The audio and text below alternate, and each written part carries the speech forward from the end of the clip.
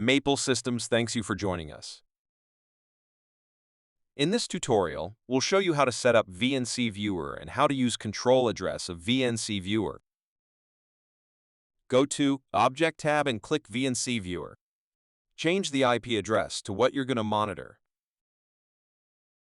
The basic settings are done. Click OK to exit the settings. Place it anywhere in the window.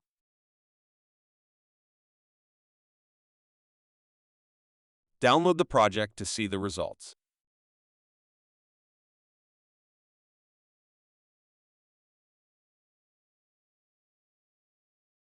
Let's see how it works on the HMI. Launch VNC and enter the IP address of the HMI. You'll see a window asking the password on the HMI after download. Enter the password of the HMI you're going to monitor. How to use control address of VNC Viewer. Let's just use the project we created for the previous demo. Double-click the object to open the parameter setting window. Go to Control tab, Enable Control Address. Once the address is set, the screens shown here are the addresses that will be used for controlling VNC Viewer object. When default password is enabled, VNC Viewer would use the password LW8 specified to log in.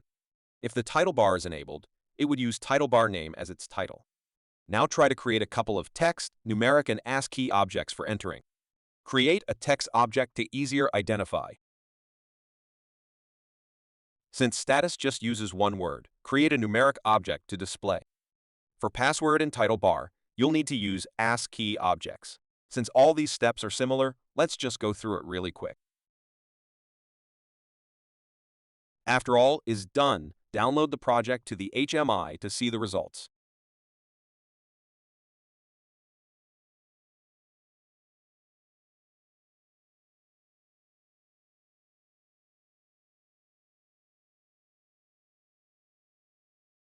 Change the IP address for the HMI you want to monitor and leave port as is.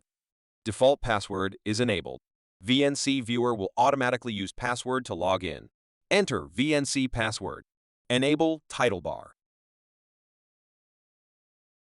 The name is a AAA.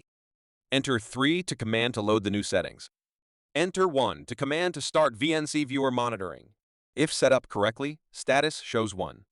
Enter 2 to stop VNC Viewer monitoring. Thank you for watching.